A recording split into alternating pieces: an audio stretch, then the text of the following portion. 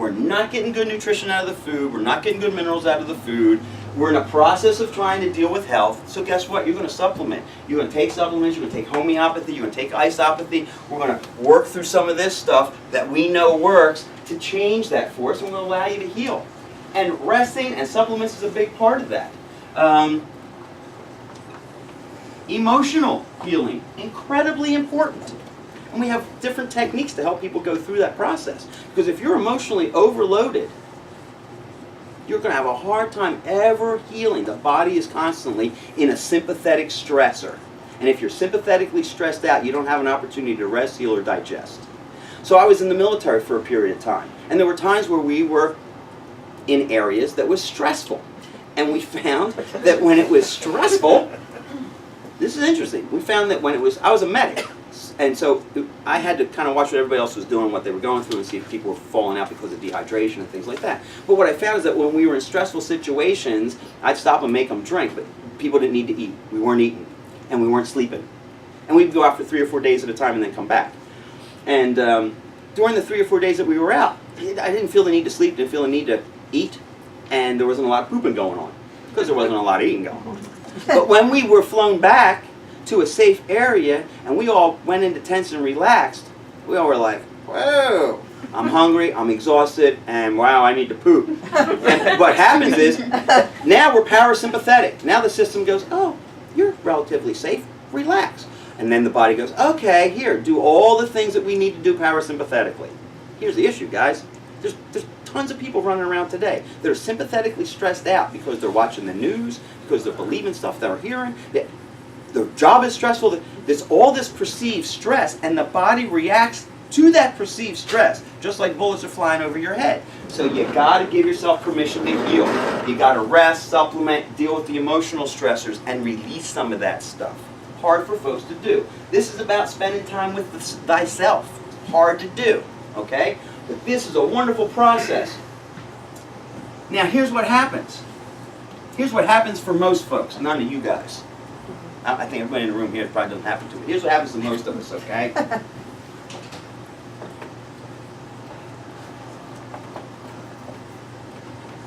Listen to the media. First and foremost, I'm going to listen to the media. Okay, now, I got a question for you. How many measles cases are happening right now in the U.S.? How many? How many? Anybody know? 100 and what? 168. 160. Okay. Call it 170 cases right now. And by the way, if anybody cares, the 15-year-old Montgomeryville did not have the measles. Okay. So, 170 cases of measles right now. Okay. I got a question for all of you. Last year, 2014, how many heard about people with the measles? Come on, anybody here last year said, oh yeah, it was on the radio, they were telling people get immunized, the measles are a problem. Anybody? No. How about in 2013? Anybody? Nothing, right? You know how many cases there were in 2014?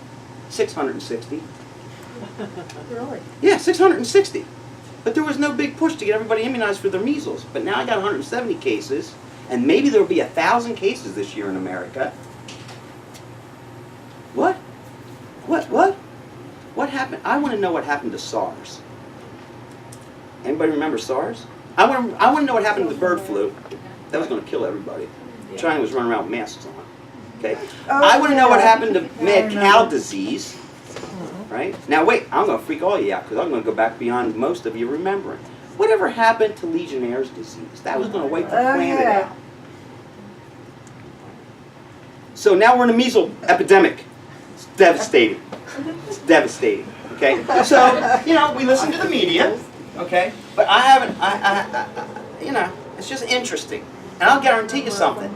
This time next month, you're going to be like, measles? Measles? I haven't heard anything about the measles. Yeah. This is one of my favorite.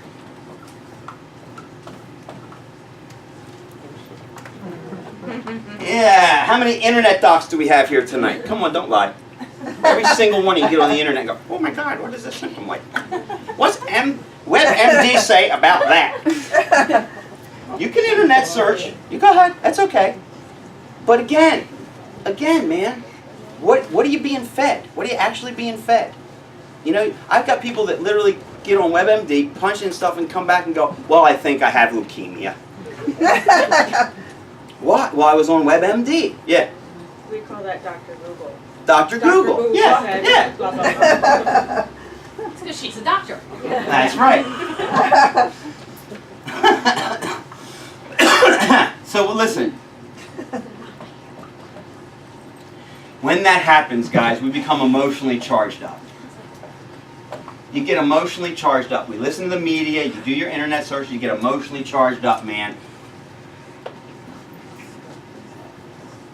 And then you surrender to circumstance.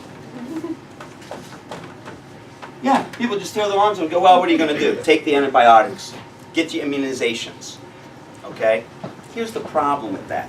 Here's the issue with all of this, guys. Because really what we're talking about tonight, yeah, we're talking about biological medicine, we're talking about the primary stressors, and that everyone has an illness picture that's building every day. Whether you're doing something about it or not, it's building every day. You can't avoid these stressors. No one can. I don't care if you're born in the Amazon jungle today, you're not avoiding these stressors. They're all over the planet. Okay? The Second World War and all the wars after that have had a lot to do with this, by the way. It takes about 60 to 70 years for the pollutants that are on the planet to actually circulate up into the sky, into the clouds, and drop back down as rain. So the rain that drops on us today is actually 60 to 70 years old. It's a lot of heavy metals from the Second World War coming down on us. And what we're doing today is going to come down on us 60 to 70 years from now. It's just something you can't get away from. But here's the issue in relationship to going, I'm looking for a different alternative. I'm looking for something different beyond orthodox medicine. Okay? And I want you to realize that Dr. Rao doesn't throw orthodox medicine out with the baby with the bathwater. There's plenty of times where he'll say to somebody, listen, I think it's important that you get this radiation done, or you get this chemo done, or you have this done, and then you come back to us and we clean you up from that. It's important. So we look at all of it. There's nothing that's completely thrown out. Okay? But for us, the foundation is, how do the human cells work? What are the stressors to the human cells? And if we can remove them and allow the innate intelligence of the body to take over and start to heal, the results you get are really quite phenomenal. I mean, this is a gentleman that I've stood in class with, and he has literally said to 160 doctors, hey, if you have anybody with pancreatic cancer, send them to me. I cure it. Yeah, really. I mean, it's quite a step to say such a thing. But his track record over the last 30 years is absolutely amazing. And he pulls from all these different things that we talked about tonight. He pulls all those things together, including who you are personally, to facilitate a healing. He almost never attacks the illness, almost never attacks the disease, because when you attack something, it fights back. If I don't attack the neighborhood and I go in there and change the neighborhood, then the bad guys tend to find somewhere else to be. But if I constantly go in with the cops and kick the doors in, they just fight back and they keep the neighborhood nasty. But if I give incentive to good people to go into a bad neighborhood and start to clean that up, the bad people leave. So our bodies do the same thing. So here's the bottom line when you do this, okay? Trust in the science, remove blockages from regulation, undergo treatment, think and act differently, and start to heal. What you're left with is the truth. And if you're going to listen to the media and internet search and do emotional, get crazy, and surrender to circumstances, you're just going to live in the lies. So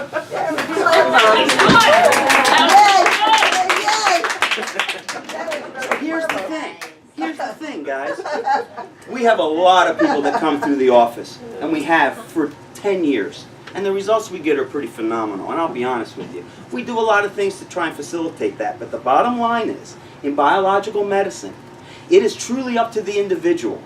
It's up to the individual to trust in the science and really deal with the supplementation and deal with the therapies and change their lifestyles and start to find that place of a personal truth. And over 10 years, we've had a lot of people be fortunate and do that with us, and it's exciting when it happens. You know, because there's plenty of people that come in for a little while and go, oh, it's interesting, it's fun, and then they go back to their life and they go back into the soup, and that's okay. Every once in a while, we get somebody that goes, you know what, I don't have an alternative. I don't like where I'm at now.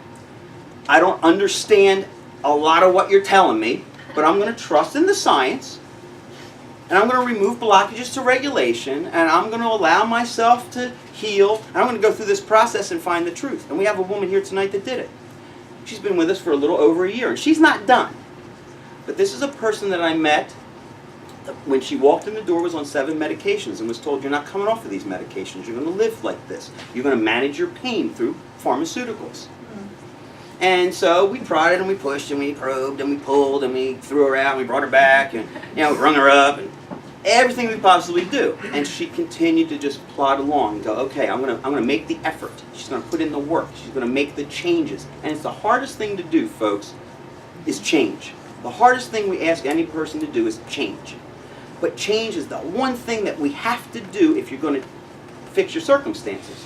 Because what got us to whatever illness state we're in right now, or whatever health state we're in right now, our decisions all along the way got us to this point.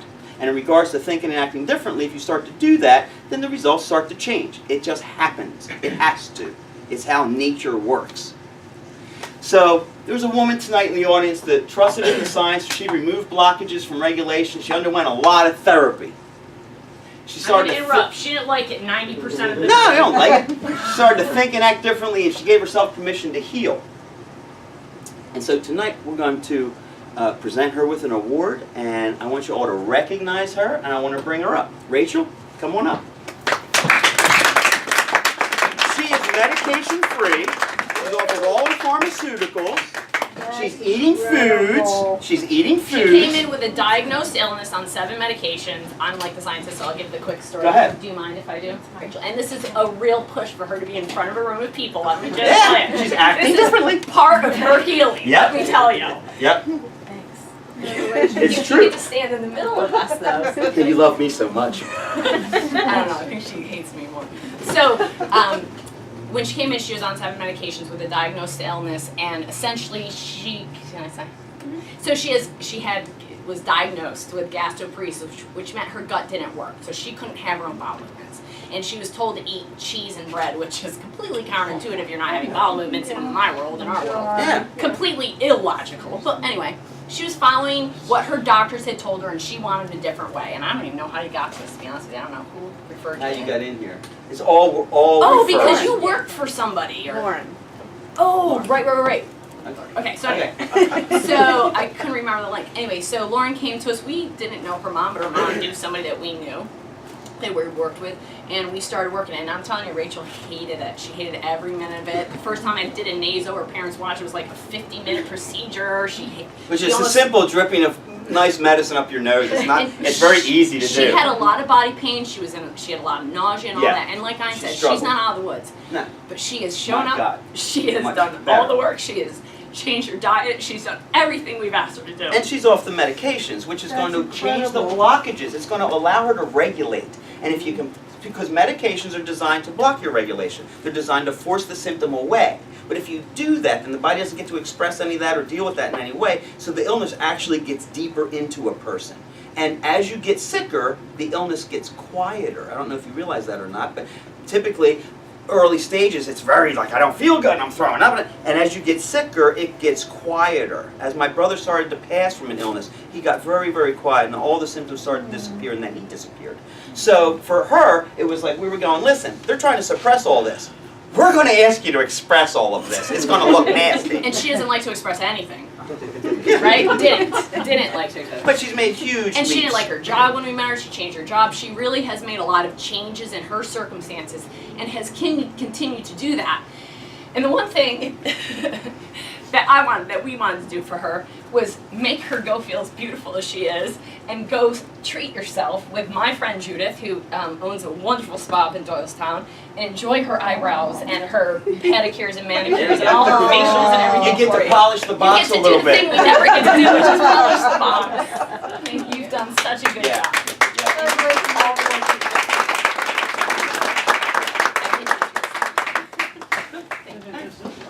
So yeah, we always get on people about, polishing the box. Oh, she gets the most change of the year award. Yeah, That was it's her the most award. change of the year.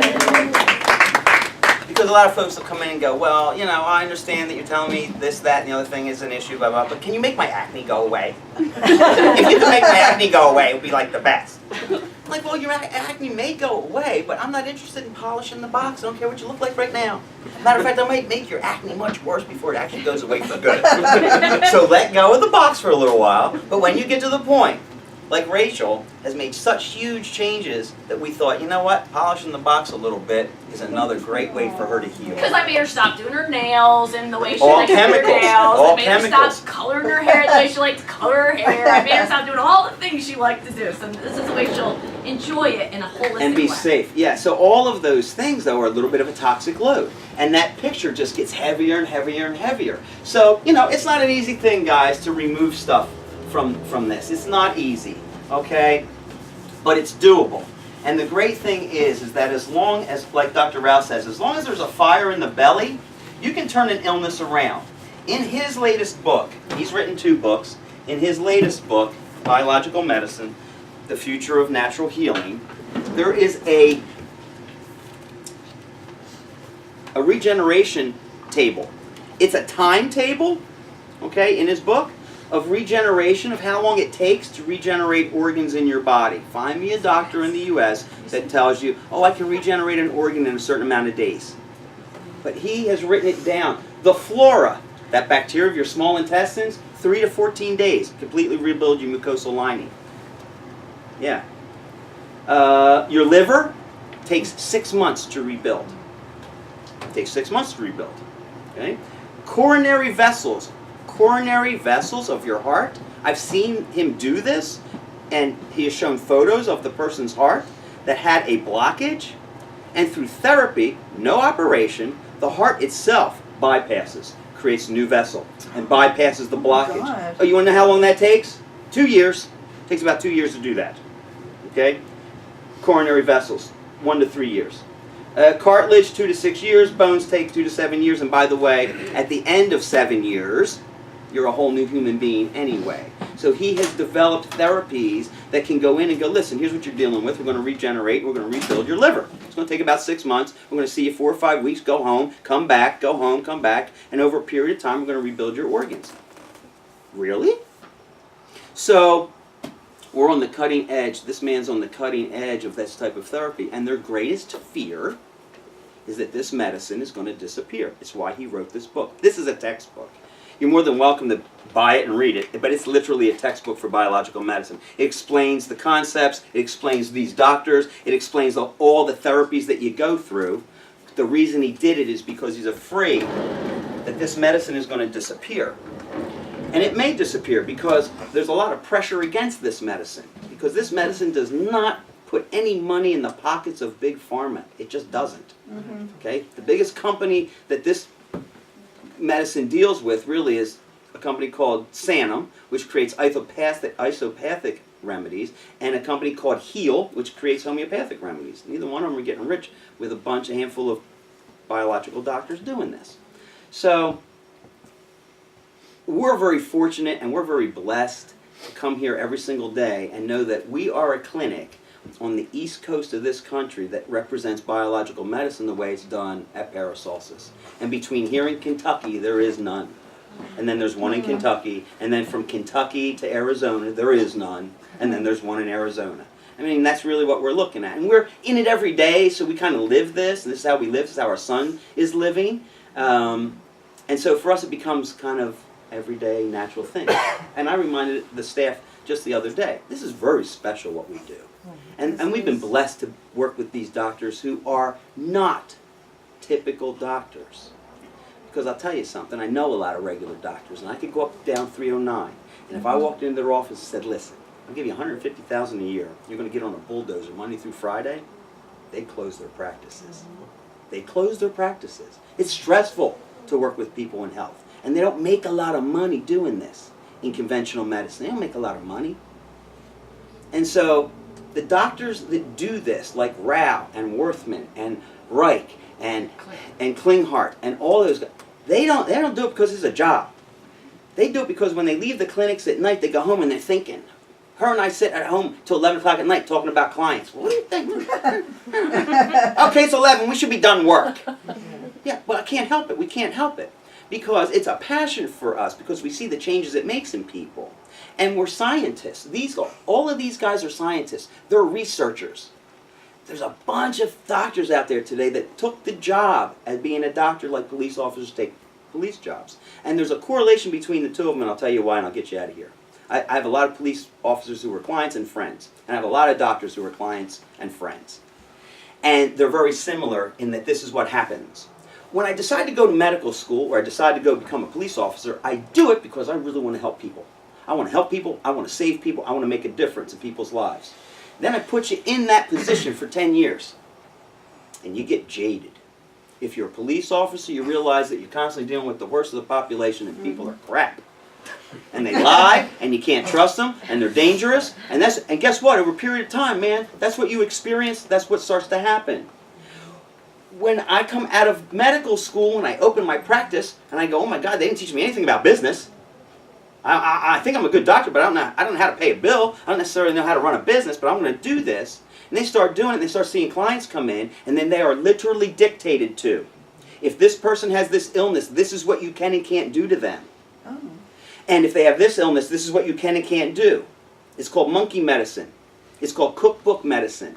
I can take a monkey and teach a monkey to look the stuff up and give the right prescription. It doesn't take a scientist. They're not figuring out what's going on for the person. They're managing the illness. And as long as Merck gets us to manage the illness, I can create a client right around 10, 11, 12 years old, and I can keep him a client on my medications for his entire life. And if I never completely cure him, I make a lot of money. But if I cure him, or if I don't let him get amalgam fillings, if I don't let him have certain foods, if I change that, then I suddenly take a lot of money out of that big company's pocket.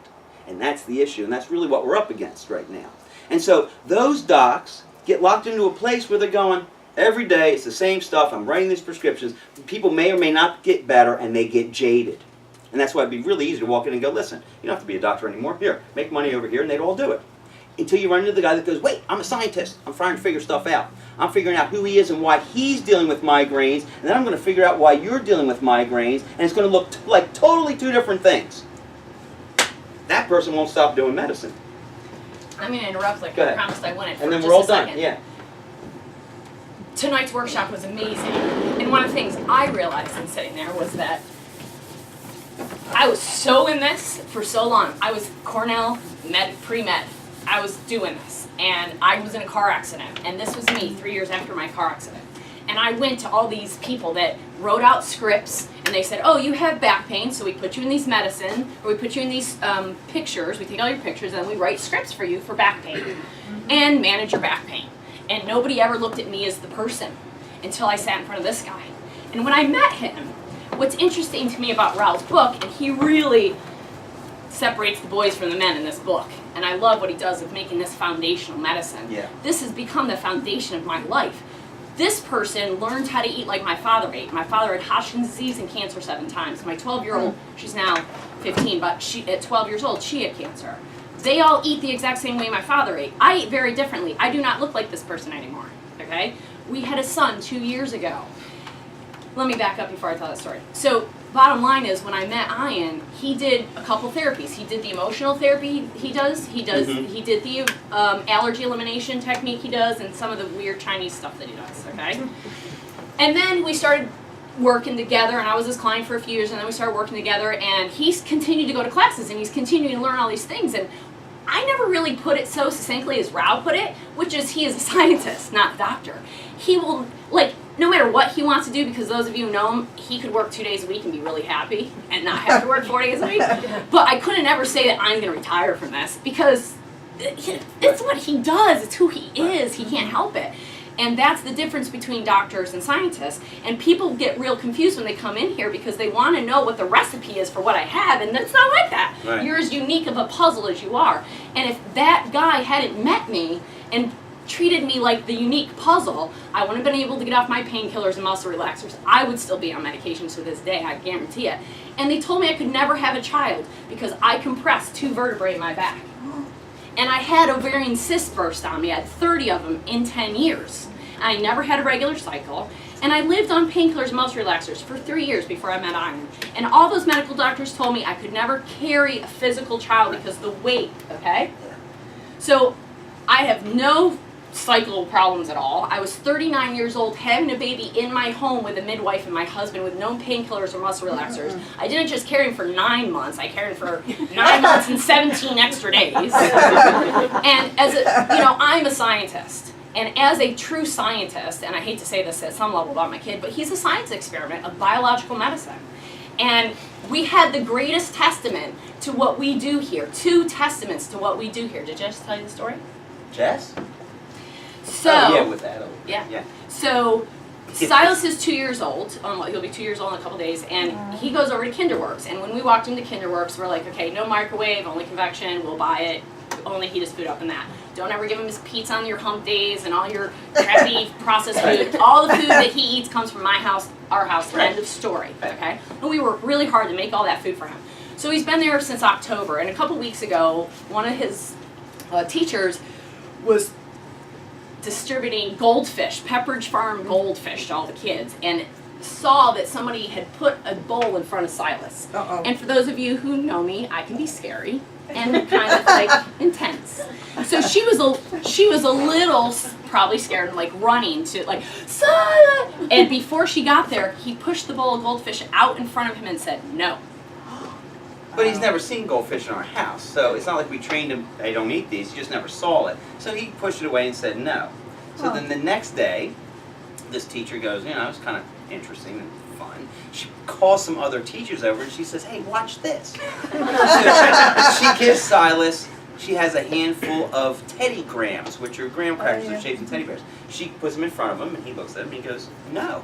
And he pushes them away. And she's like, I can't believe it. You know, the teacher's like, I can't believe it. And so what their conclusion was is that he doesn't see that stuff as food. It just doesn't vibrate for him as if it's food because literally he's only ever eaten fruit, vegetables, and meat. He's just started to eat some whole grain or nuts and seeds and a little cracker that's made out of spinach. So he's just started to do that kind of stuff. He's not had cereals or anything for the first 2 years. So what she's done is she has ingrained in his brain, there's a pernicious synaptic pathway, there's a groove, where literally for him, food is fruits and vegetables, meats, these grains, but anything that's apparently processed, he doesn't recognize. Now, other kids are eating it, so he sees kids eating it, but when it came to him, he said no. Wow. So Jess has worked for us for 5 years, and she is very versed in this world as well, and she's got 2 children, and her oldest is 9 months older than Silas, and her youngest is 9 months younger than Silas. A lot of maternity leaves here in a couple years. So she, her oldest is about a little over 3, and her brother came over to her house the other day, sorry Jeff if you're watching this, and he brought Adelaide a couple of Oreos. That he had given his daughter some Oreos and left one in the package for Adelaide. Now, you know, I mean, if that was my brother, we'd have this conversation. But so she's like, okay, what am I going to do? Is my brother bringing the Oreo? Adelaide takes one bite of the Oreo and goes, Mommy, I don't want it. Can I have some Regulat? Now, Regulat is a digestive enzyme that helps us digest. Yes, she wanted Regulat. She wanted Regulat, which is so she bit the Oreo and then went, I don't like this. Can I have Regulat? Now, Regulat is a hard thing to take because it's a 7-year cascaded product that tastes the strongest vinegar you've ever had. You gotta shoot it, okay? But for whatever reason, our children, her children and our boy, they want it and they sip it like wine. and they drink their Regulat. Whatever they're introduced to in the first 2 years, that is what food is going to be.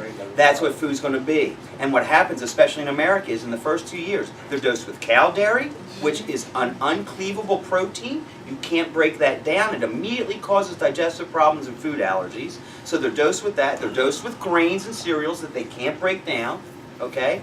And their whole system literally becomes allergic to foods. Anything that then goes in starts to cause a problem for an individual. And then they're immunized on top of it, like 36 vaccines in the first 2 years. Right. So he's been quite a wonderful experiment. He hasn't been vaccinated, as you can probably imagine. But there's other ways around that. Okay, so we're doing a homeopathic immunization that's going to take a few years. But as we dose him with this, he has reactions, and then when he's 6 or 7 or 8 years old, we can literally have blood drawn, and it'll show all the antigens, just as if he's had the immunizations, and he can go to any school he wants to.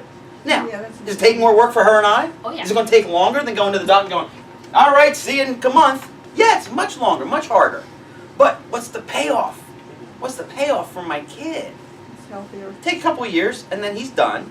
And then when he's 4 or 5, he's going to get a tetanus shot because he's a boy. And he's going to be falling out of trees and puncturing stuff. And I don't want him to get lockjaw. We're not stupid. I don't throw it all out. But I'm going to wait till he's 4 or 5 to get a tetanus shot. I'm going to give him immunizations in a different way. There's different ways to do this. Unfortunately, we're not educated in that way. In mass, the country's not educated to go, oh, look, if you don't want to immunize, you can do it this way.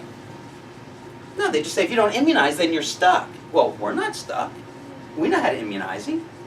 So it's all of those things. And I just want to say thank We'll you finish up. for continuing to educate, continuing to learn, continuing to find new therapies. And the second you guys think you understand what we do, I guarantee you he'll make it different and change.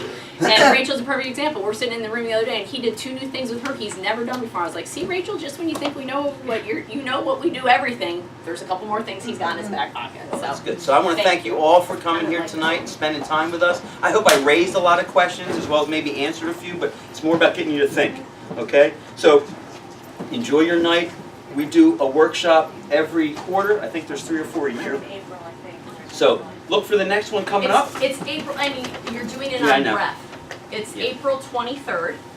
Okay. Yep, it's April 23rd and there's flyers up there for And 7 o'clock and it's free. we always have different subjects, but I always go over primary things in regards to biological medicine regulation, have people understand that, the regulatory issues, and then we talk about specific stuff. So the next one will be very specific. Thanks a lot. Drive safe.